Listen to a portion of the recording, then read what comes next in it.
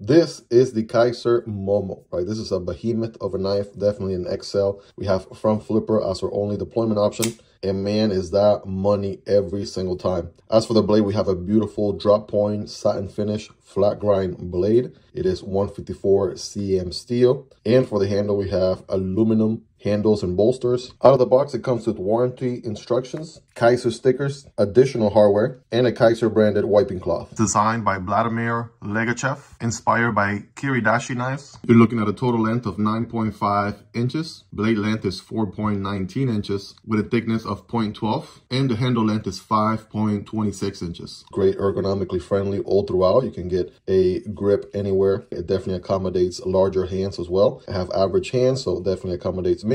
And if you have bigger hands, of course, it will accommodate you just as well. It is a liner lock with good access to that liner and amazing drop shot action.